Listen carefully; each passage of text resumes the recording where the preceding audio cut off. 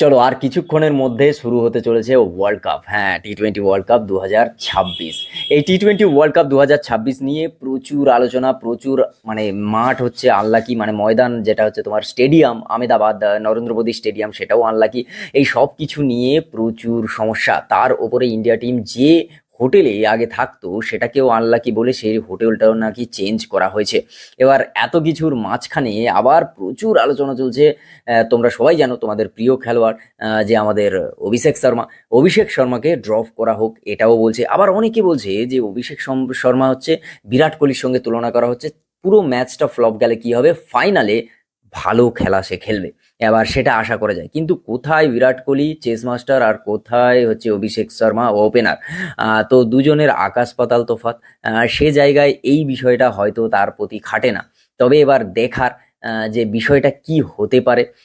তবে আমি তো খুব এক্সাইটেড, তার কারণ অনেকগুলো বিষয় আছে। প্রথমত নরেন্দ্র মোদী স্টেডিয়াম সব থেকে বড় হাইলাইট, আর তার ওপরে নিউজিল্যান্ডের সঙ্গে, কারণ নিউজিল্যান্ডের সঙ্গে ইন্ডিয়া জেতা মানে এর আগে জিতেছে কি, কমেন্ট করে জানাও তোমরা যদি জেনে থাকো। আর তার ওপরে সব থেকে আরো বড় ব্যাপার সেটা হচ্ছে আমাদের এখন যা টিমের লাইন আপ, সেই টিম ইন্ডিয়াকে যদি হচ্ছে সেই স্টেডিয়ামে জিততে হয় খুব মাথা ঠান্ডা করে খুব ভালোভাবে খেলতে হবে। তার কারণ অপোজিটে কে আছে জানো তো, এলিয়েন্স। হ্যাঁ হ্যাঁ, অ্যালেন অ্যালেন অ্যালেন সে আছে, ঠিক আছে। যে হচ্ছে ব্যাট চললে তাকে থামানো আর হচ্ছে ইসরায়েল ইরান আর আমেরিকার মিসাইল থামানো দুটোই সমান, ঠিক আছে। এবার সে জায়গায় দাঁড়িয়ে তাহলে হচ্ছে আজকের খেলাটা যে কোনো মতে সহজ হবে না, সেটা একটা বড় বিষয়। আর তার ওপরে নাকি হোস্ট কান্ট্রি এখনো পর্যন্ত ওয়ার্ল্ড কাপ জেতেনি। এই কারণেই হচ্ছে আমাদের একটা ক্যাম্পেনিং আছে যে হচ্ছে হিস্ট্রি রিপিট করেঙ্গে, হিস্ট্রি ডিফিট করেঙ্গে। তো দেখার এবার যে সূর্য কুমার যাদব, রোহিত শর্মা, বিরাট কোহলি নয়, রোহিত শর্মা, মহেন্দ্র সিং ধোনি এদের লিস্টে এসে ওয়ার্ল্ড কাপ জিততে পারে কিনা। এটা সবাই মানে খুব এক্সাইটেড আছে। যে হোস্ট কান্ট্রি, তার ওপর আহমেদাবাদ স্টেডিয়াম নরেন্দ্র মোদী স্টেডিয়াম, তার ওপরে আবার হচ্ছে রবিবার দিন পড়েছে ফাইনাল। এত কিছুর মাঝখানে মানে আমি তো মানে কি লেভেলের এক্সাইটেড, তুমি তোমাদের বললে বুঝতে পারবে না।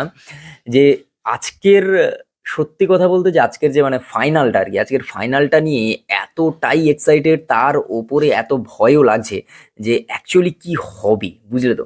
মানে আমি তাই কিছুক্ষণ বাকি আছে খেলা শুরু হতে, আমি তোমাদের সঙ্গে চলে এলাম একটু আড্ডা দিতে। এটা কোনো ইনফরমেশন ভিডিও বা কোনো রকম কি কত রান করলো, কি কত পসিবিলিটি, কাকে খেলানো যাবে, এই সব বিষয় নয়।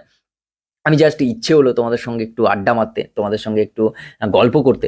তো সেই কারণের জন্য চলে এলাম দেখতে যে আজকের অ্যাকচুয়ালি কি হবে। তোমরা কতটা এক্সাইটেড অবশ্যই হচ্ছে কমেন্ট করে জানাও। আহ, আর সন্ধে 7টা মানেই তো মানে হার্টবিট ধুকপুক এই বিষয়টা থাকবে। আর ভয়ের বিষয় হচ্ছে এলিয়েন্সকে নিয়ে। এলিয়েন্স বারবার বলছি তার কারণ অ্যালেনকে, আহ, তার যা আগের ম্যাচের পারফরমেন্স, ভাই লাজবাব ভাই।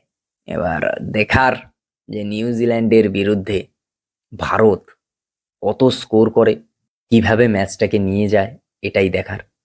তো চলো আজকের ভিডিও এই পর্যন্ত। যদি ভালো লাগে like comment share and subscribe my YouTube channel. আর হ্যাঁ, নতুন সেট আপ, নতুন ভাবে একটা ভিডিও করার চেষ্টা, কেমন লাগছে সেটা অবশ্যই কমেন্ট করে জানাও।